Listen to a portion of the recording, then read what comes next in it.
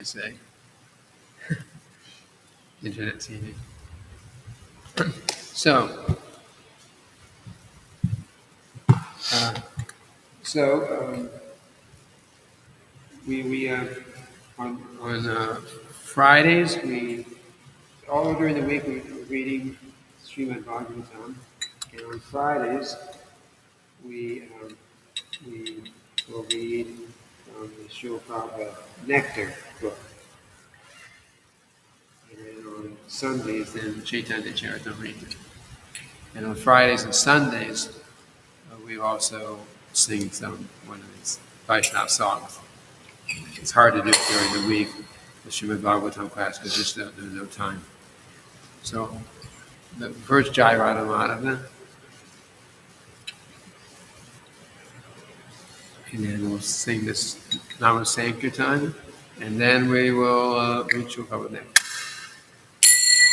Jaya Radha Madhava Kunja Bihari Jaya Radha Madhava Kunja Bihari Jaya Radha Madhava Kunja Bihari Jaya Radha Madhava Kunja Bihari Sri Chandra Baba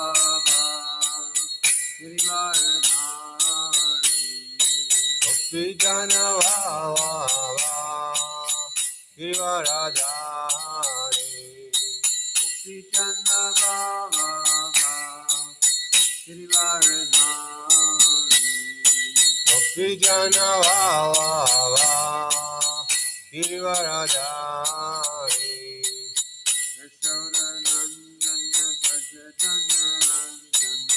Yashoda Nandana Vrajajana Ranjana Yashoda Nandana Vrajajana Ranjana Yashoda Nandana Yashoda Nandana Vrajajana Ranjana Yamuna Tira Vanachari Yamuna Tira Vandachari Tira Vanachari Yamuna Tira Vandachari Hare Krishna Krishna Krishna Hare Hare Hare Rama Rama Rama Hare Hare Hare Krishna Krishna Krishna Hare Hare Hare Rama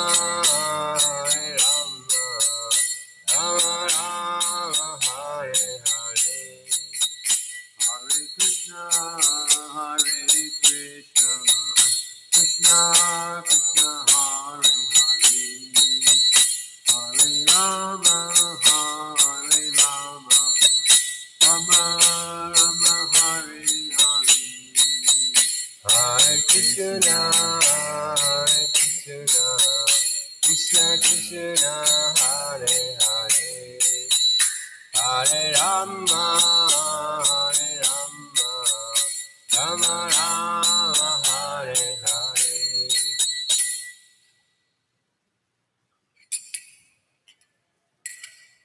Prabhupada ki jai. So now, we started singing these songs a couple times a week, different Vaishnava songs, because otherwise, those who are newer in ISKCON may never see the songs. We used to sing these all the time, but not so much now. So this is a way of introducing these nice songs. So this is Nama Sankirtan. This song can also be sung during the artiks, Mangal artik also, and also the evening artik. And it'll be clear when we read the translation.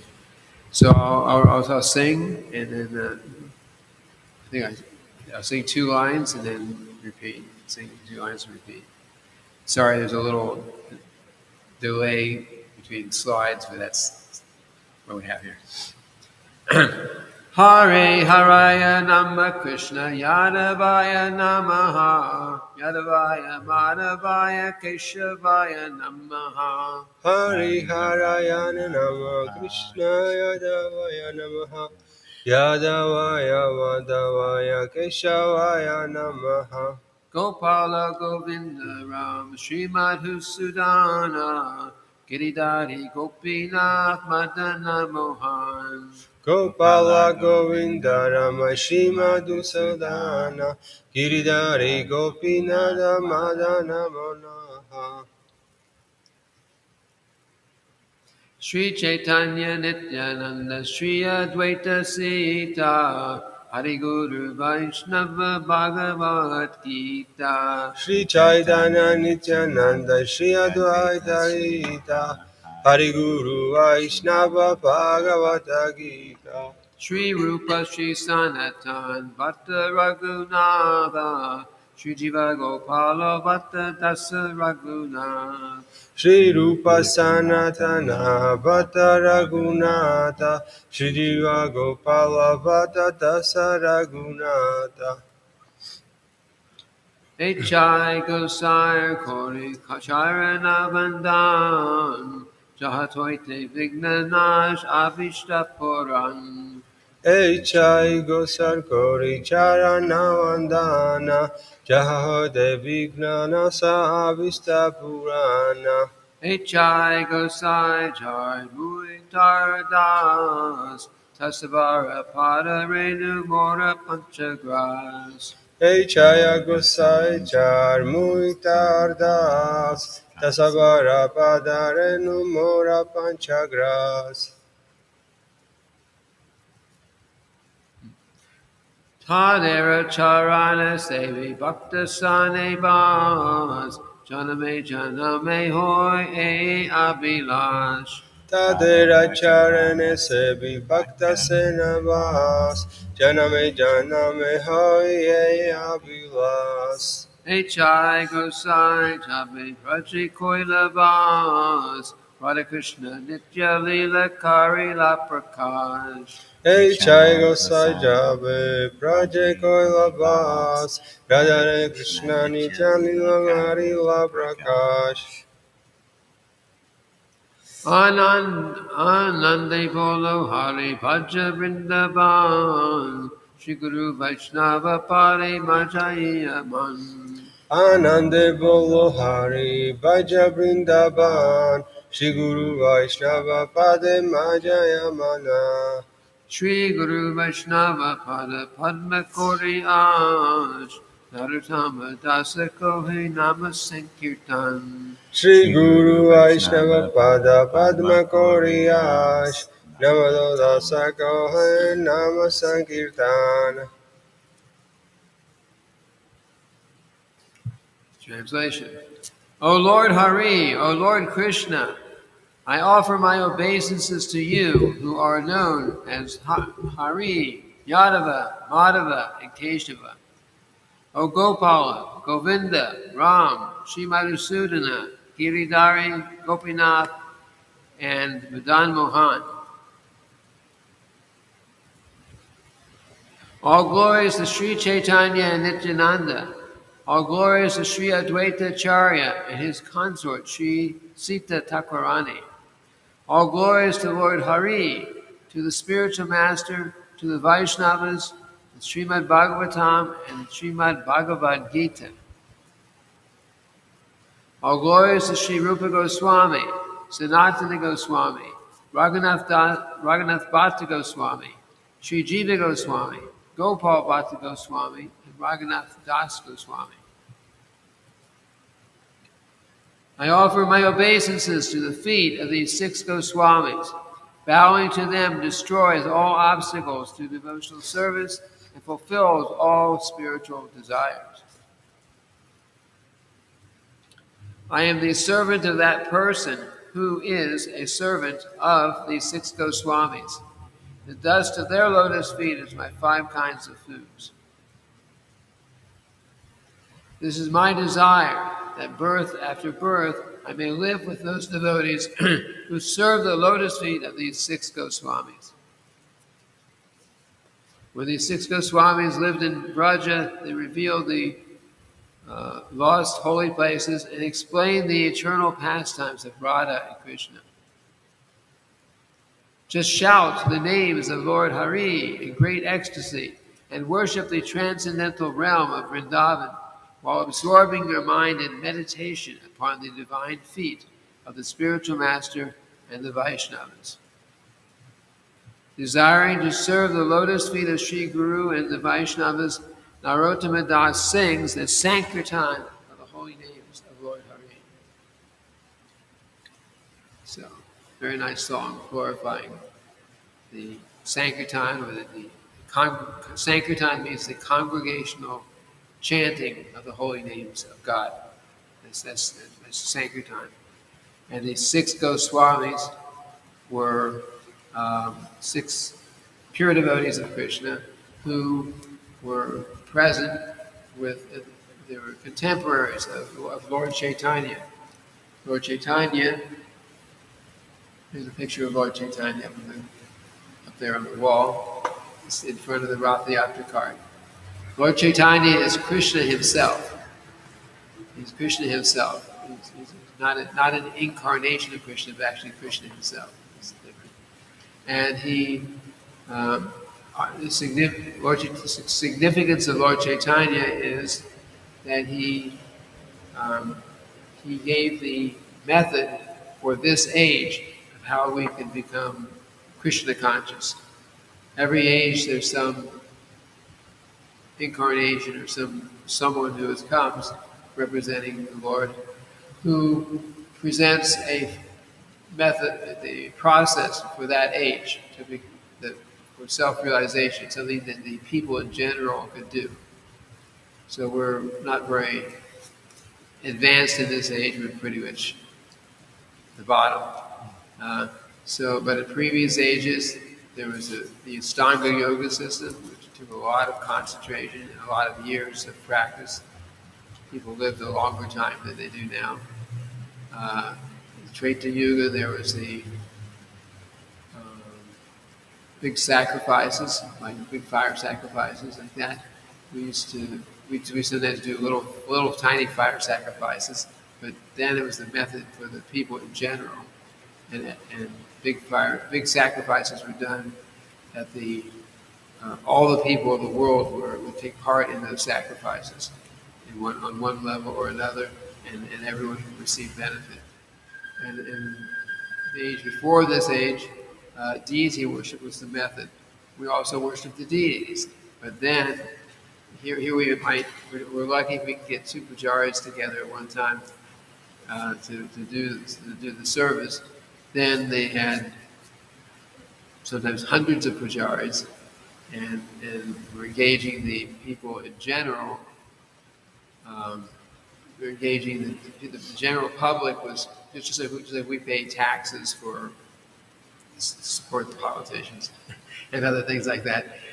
We do these things now.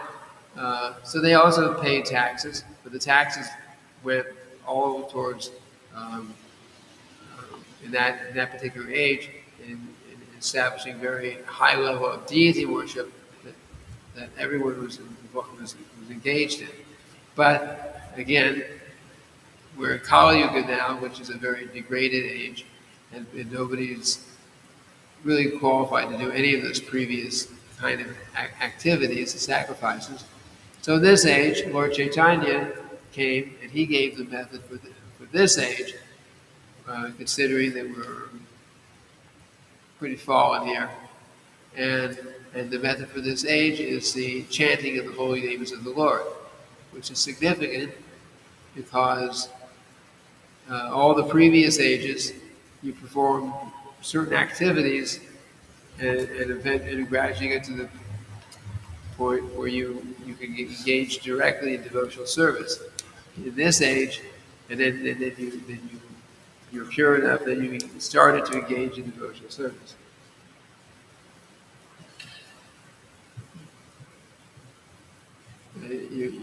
but in this age, because we're fallen condition, so the method for self-realization is the same. Is also devotional service. We hear the names of the Lord.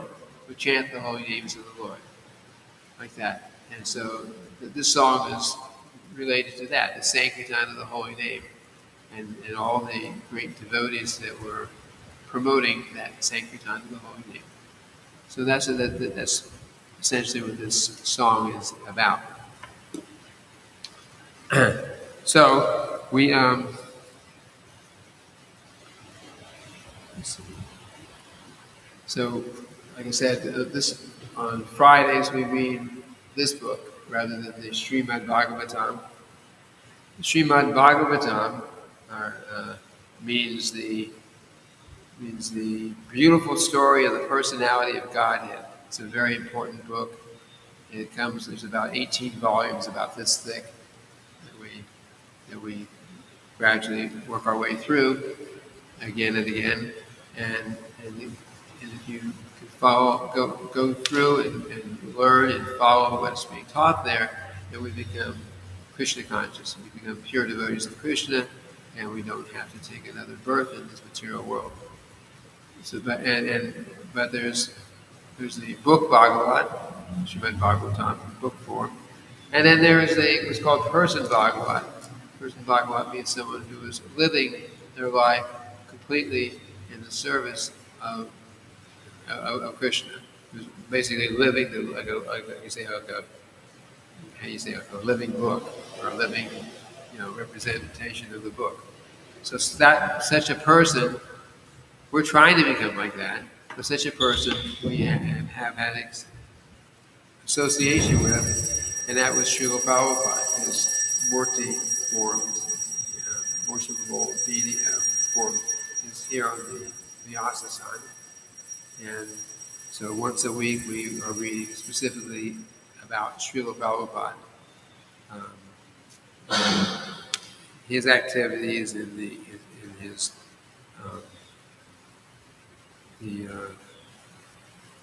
different things that devotees have seen or heard or learned from Srila Prabhupada, and devotees who had his personal association.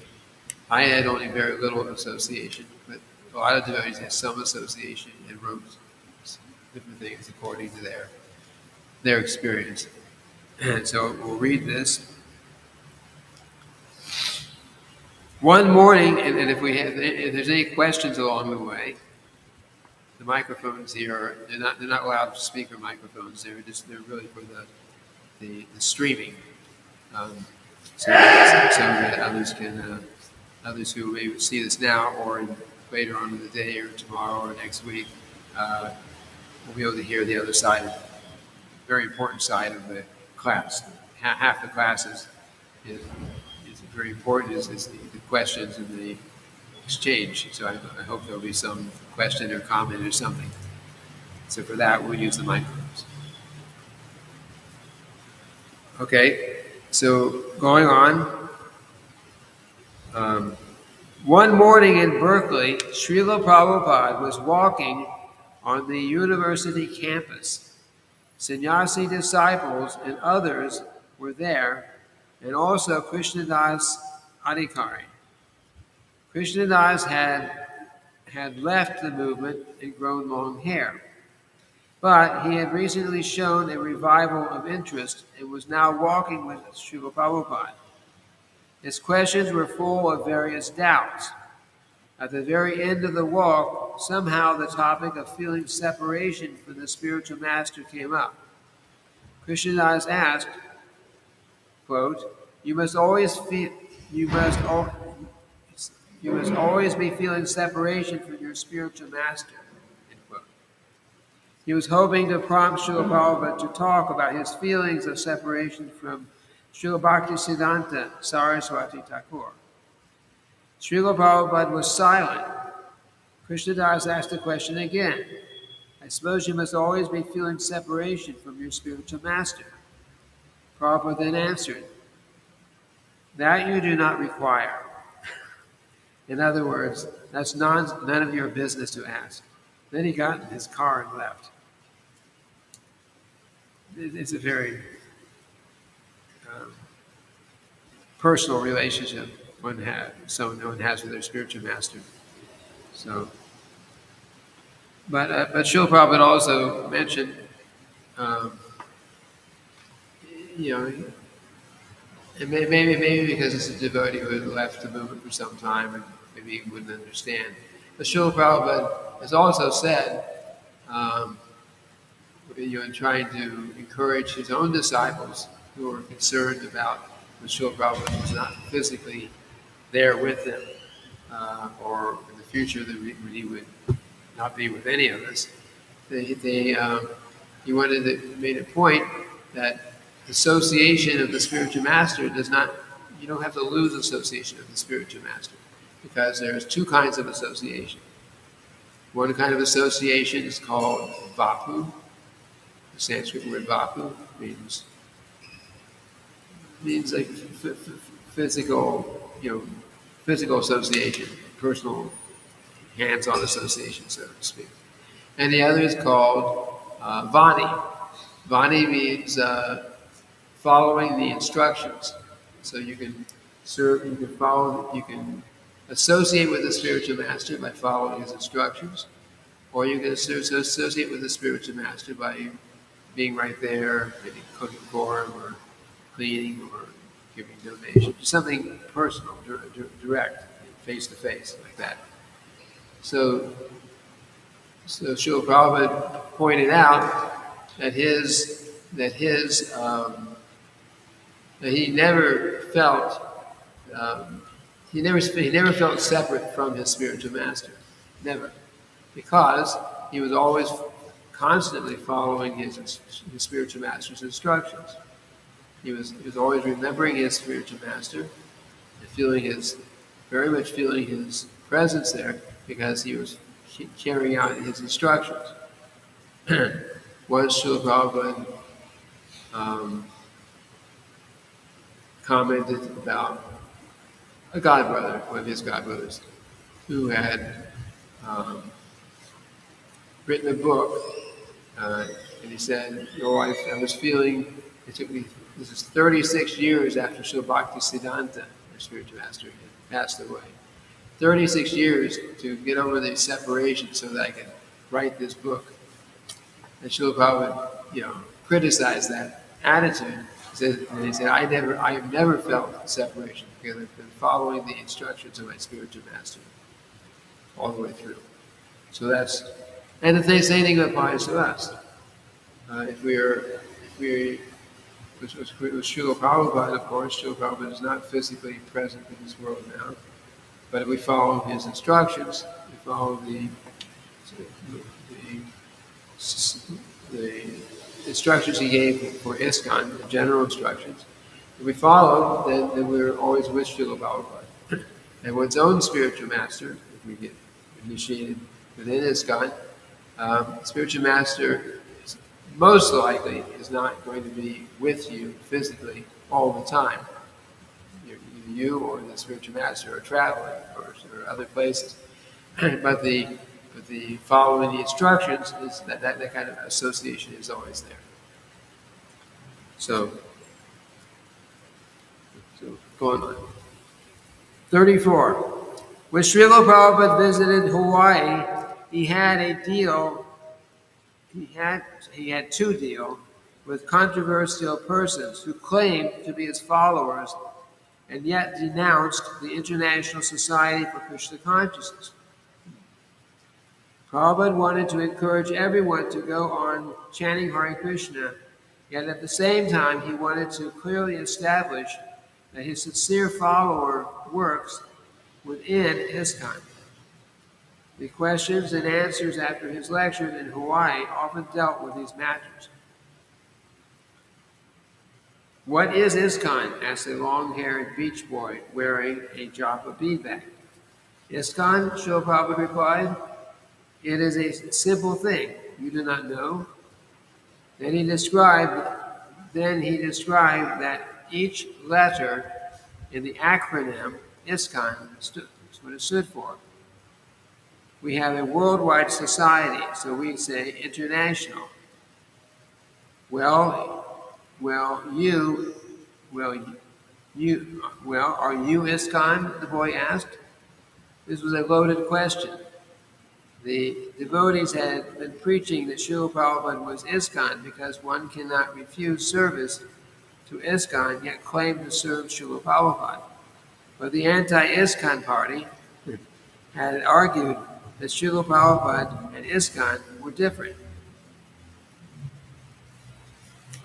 Prabhupada was pure and transcendental. ISKCON was corrupt, they said, a mere organization. Srila Prabhupada started to laugh. I am not ISKCON, he said. I am a member of ISKCON. Then he looked at his disciple, who was the GBC secretary for Hawaii. Prabhupada pointed at him and said, and he is a member of ISKCON. And he pointed to the ISKCON Temple, Hawaii Temple president, and he is a member of ISKCON also. We are all members of ISKCON, the International Society for Krishna Consciousness. Almost everyone present cried out, Jai, and Srila Prabhupada looked back, smiling. There was no further challenge to his perfect, humble reply. Number 35. In Bombay, devotees were able to freely see Srila Prabhupada and ask their questions. But Pancha Dravida Swami sensed that as the movement grew, he might not be able to maintain such an intimate relationship with his spiritual master. One day, he entered Srila Prabhupada's apartment and revealed his doubt. I don't understand, Pancha Dravida said. ISKCON is such a big society. How can I understand that I have a personal relationship with you?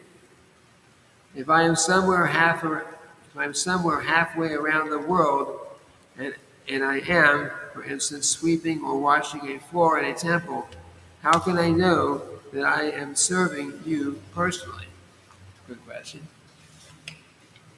Yes, ISKCON is so big, Prabhupada answered simply, but I am so small. Pancha Dravida immediately.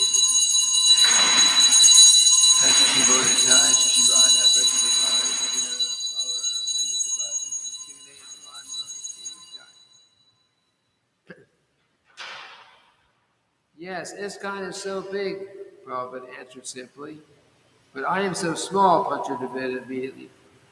But I am so small. Pancha Dravida immediately felt satisfied, but Srila Prabhupada explained it further. You speak of serving in the temple somewhere, said Prabhupada, but actually you don't have to do anything. I am responsible directly. I have to maintain all the temples, see that all the floors are swept, the pots are washed, and that everything is clean in all ISKCON temples all over the world. But I cannot do it all by myself. It is like an artik ceremony. I may be offering the artik, but I ask you, please hand me the fan, so that I can offer it to Radha and Krishna. In the same way, I am asking you to help me in the temple by preaching or sweeping the floor. Do you understand? Do you understand? Yes, actually that's the mentality. Srila Prabhupada is personally responsible for everything, but we are responsible to assist Srila Prabhupada. And if we don't do something nicely, then it interferes with Srila Prabhupada's service. 36. Little drops of nectar. In Hyderabad, after a Pandal lecture program, a teenaged Indian boy spent the night with the devotees. The next morning, he entered Srila Prabhupada's room along with the initiated devotees and sat down close to Prabhupada. As soon as Prabhupada saw the boy, he pointed to the door without saying a word. The boy also said nothing, but got up and left. Srila Prabhupada then turned to one of the sannyasis and said, first he must wash all the pots. He explained that Bhaktisiddhanta Saraswati Thakur had always first tested the sincerity of someone who wanted to join by asking him to wash pots. That was my first service now. And washing the bathroom too. So, in Japan, Srila Prabhupada rode the monorail. At first, the seat in front of him was empty, and Burijan Das invited Prabhupada to put his feet up there, since the seats were uncomfortably cramped. The empty seat was actually reserved for one of Prabhupada's disciples, Banu Das. And the monorail authorities finally insisted that everyone must sit in their own seat. Burijan then again turned to Srila Prabhupada, this time with trepidation. Srila Prabhupada, one of the devotees has to sit down. Will you remove your lotus feet? Yes, Srila Prabhupada replied. I will move my feet so that the lotus-like devotees can sit down. Satyadanya Maharaj was talking with Srila Prabhupada in his room, it's another subject, in Mayapur, when he discovered some ants were crawling over Srila Prabhupada's desk. Satyadanya stood up and began pushing away the ants with light brushing motions of his cloth. Peacefully sitting back against the bolster pillows, Prabhupada watched and commented, Before you would have killed them, but now you are purified. Yes. And before we just kill. Practicing Krishna consciousness, we think, how can they not cause any problem? Number 37, Prabhupada said, on the subject of money, one time on a walk, Prabhupada was explaining how the paper currency is a cheating process. He said that government encourages people to work hard in factories to develop the economy of the nation, and yet they pay them only pieces of paper.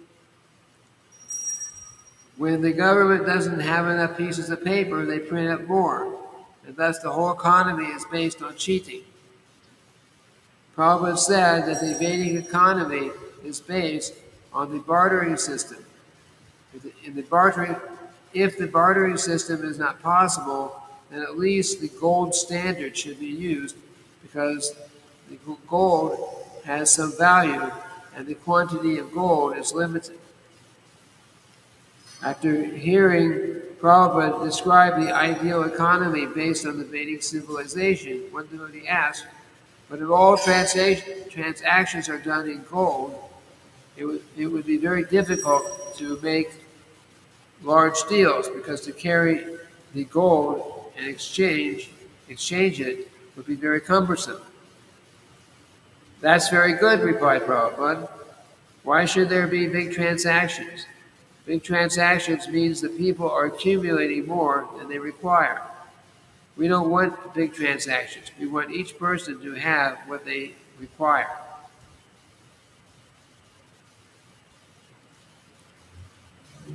Next paragraph. Prabhupada told him a proverb about money. One man asked another, are you intelligent? The second man started to look in his pockets. The first man asked, why are you looking in your pockets?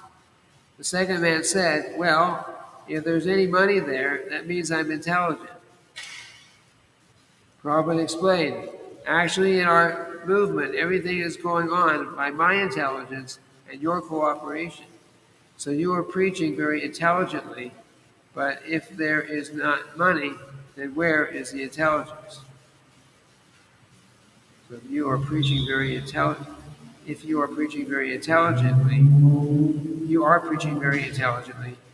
but if there is not money, then where is the intelligence? Of course, if we are using, Prabhupada said, he asked one devotee once, after I'm gone, how will things go on? And the devotee said, you have to be sincere. And he said, no, by organization and using your intelligence.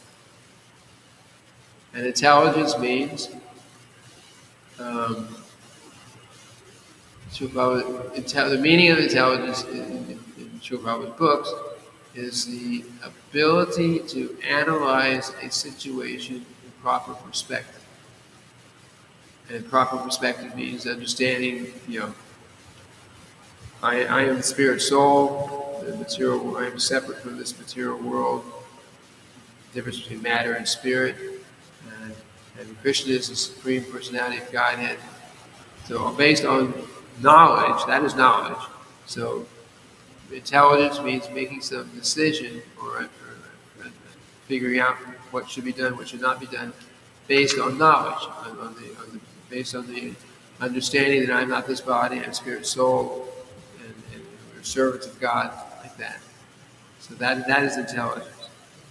So we're using our intelligence, actual intelligence properly, then money and everything else will come.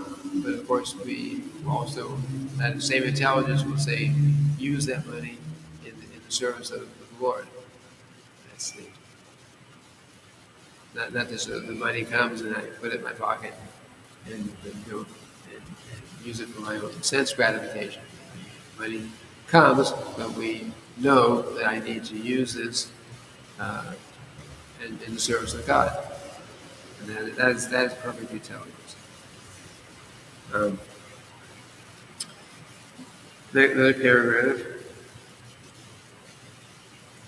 Prabhupada instructed that 50% of income should go to the book fund and 50% should go to construction or other projects.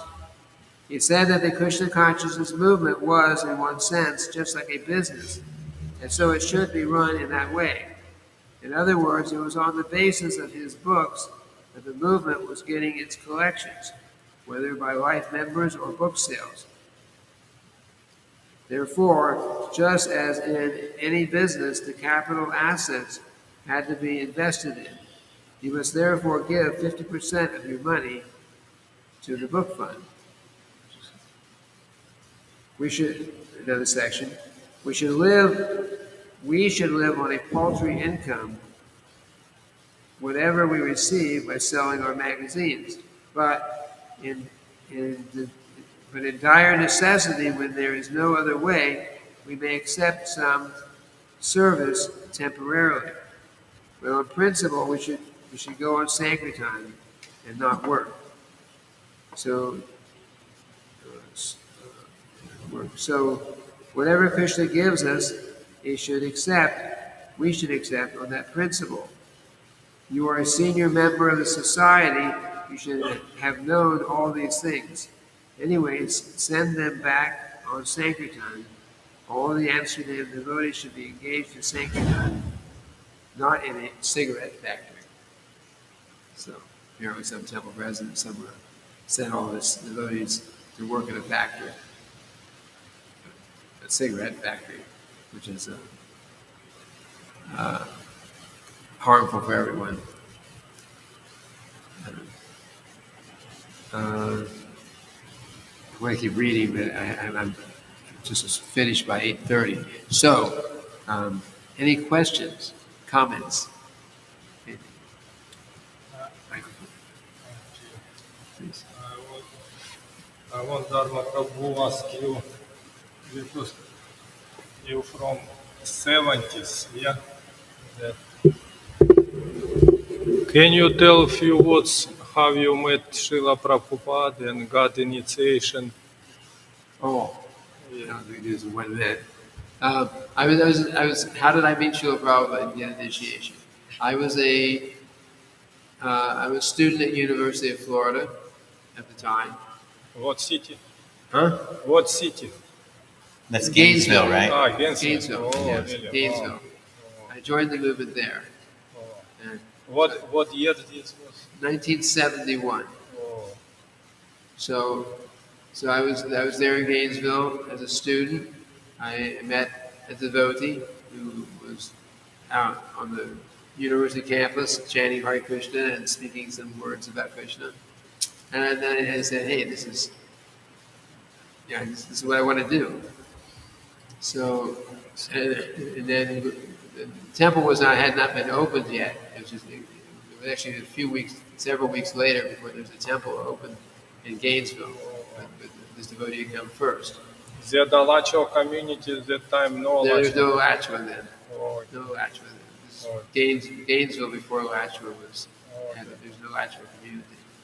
And so the way he was speaking, I became attracted, and then somebody turned their apartment into a temple, and I started going there, taking prasad every day, like that, and it just continued on. And after about 6 months, summer came, and I just decided to drop out of college and just be full-time Hare Krishna devotee.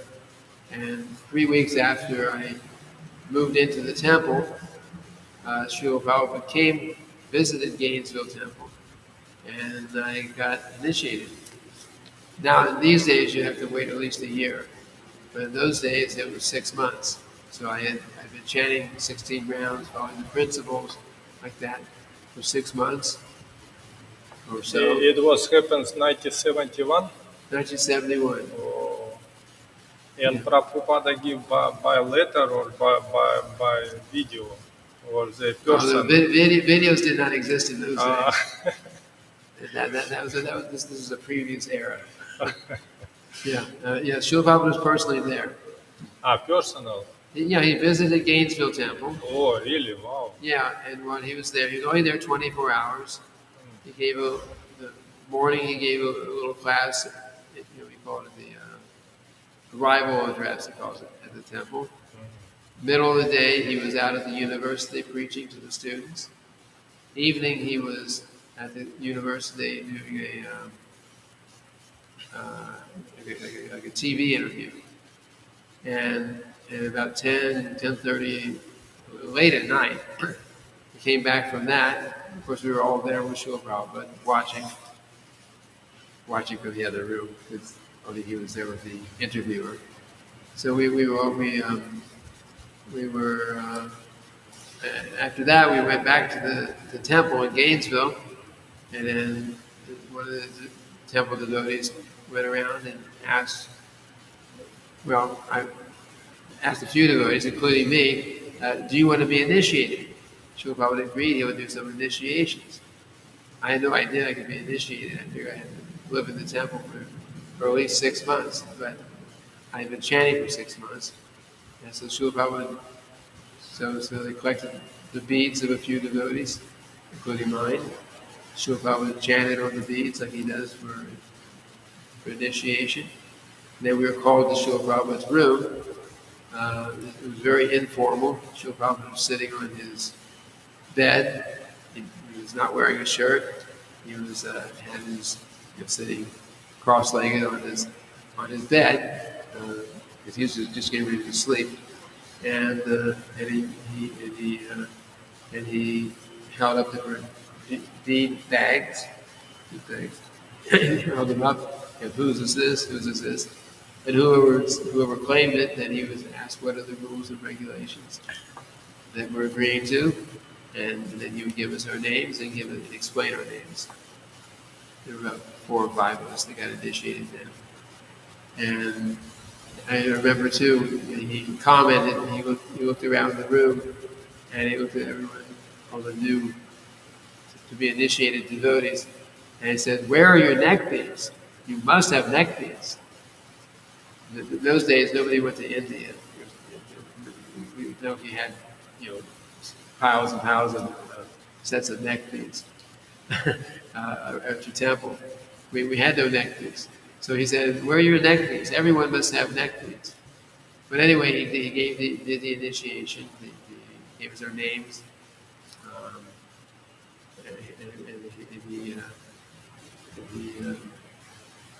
And so on. He said, told us to do the fire sacrifice the next morning, because it was late at night. And so after the next morning, Srila Prabhupada took him back off to the airport to continue his next world tour.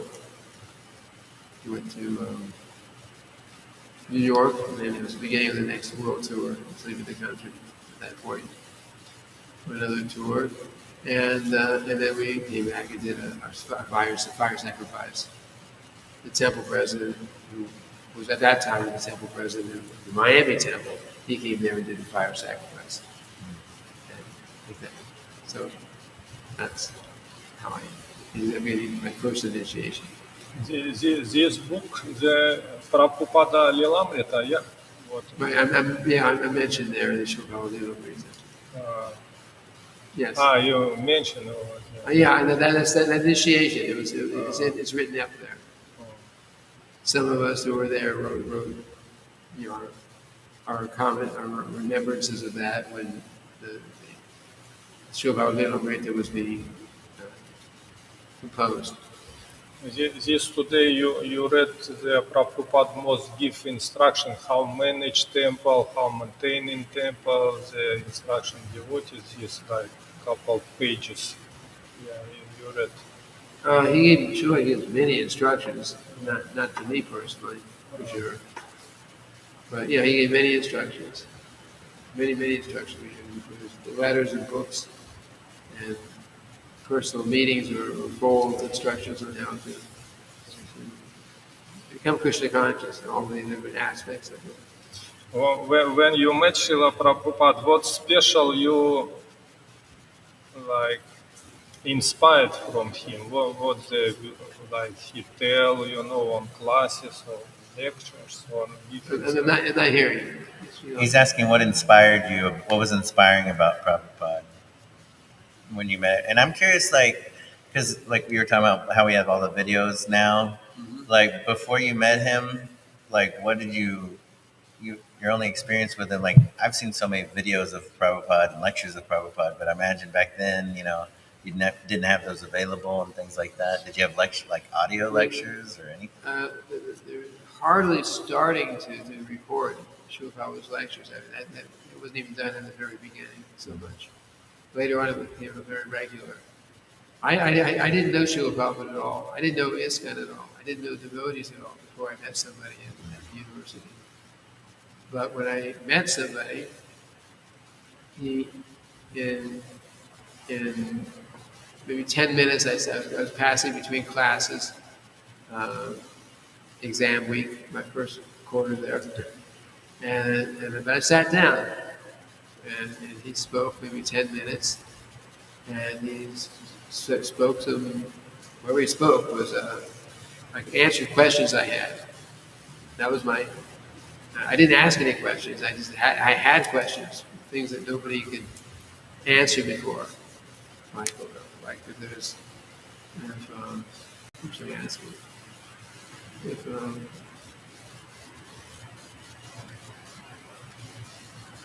Not forgetting the questions are. Get back to you.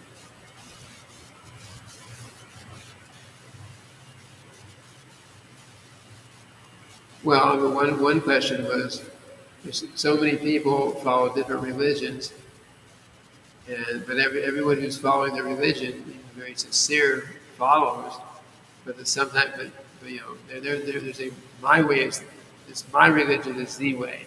No, my religion is the way. And I was concerned because how can everyone be right? But I understood from what this devotee spoke that actually all the religions are right, because essentially all the religions teach us to serve God, devotional service. We call it devotional service. So essentially, that all the religions are the same. Externally, that you may have a different representative of God, and you may have a different specific rituals, different things are different about different religions. But the essence of any religion is to serve God, and that is the same. I mean, that is there, that's present in every religion. Every religion teaches to serve God. And basically, if you look at as far as the scriptures go, even our 4 regular principles, they're there in every religion. It's just people aren't following them. So there's a lot of the most important things are there in all the religions. So that was And the other question was, which I didn't ask, but I had asked my previous religious leaders, if God is good, so God loves everyone the same, and God's all powerful and so on, then why is there so much inequality in the world? Why are some people suffering like anything? Some people are enjoying like anything. If God loves everyone the same. But the answer was easy. I mean, from a Krishna conscious point of view, it's karma. We are suffering or enjoying because of, in certain ways, because of our past activities. But and that's important because some people say, "Oh, these people are in a good situation. I'm suffering. Therefore, they either conclude there's no God, or God hates me, or something." But they don't understand that they're suffering or they're enjoying because of their previous activities, and whether they're pious or they're impious, because their activities, not because that God likes or doesn't like something. Anyway, he explained in a very basic way. So both those questions were answered by his few words that he spoke, not more than 10 minutes I heard him speak. And I said, wow, nobody else could even answer this, and here it is. It's a very basic part of the philosophy. So that really got me. I think we have to end here before I get told over time. Oh, let me just make sure there's nobody asking any questions here. There are no comments. Okay, so we'll end here now. And tomorrow is Saturday, so we'll have Srimad Bhagavatam class tomorrow. And then Chaitanya Charitamrita class on Sunday. And then Srimad Bhagavatam the rest of until the next Monday through Thursday, like that. So we're in here for right now. Srila Prabhupada ki jai.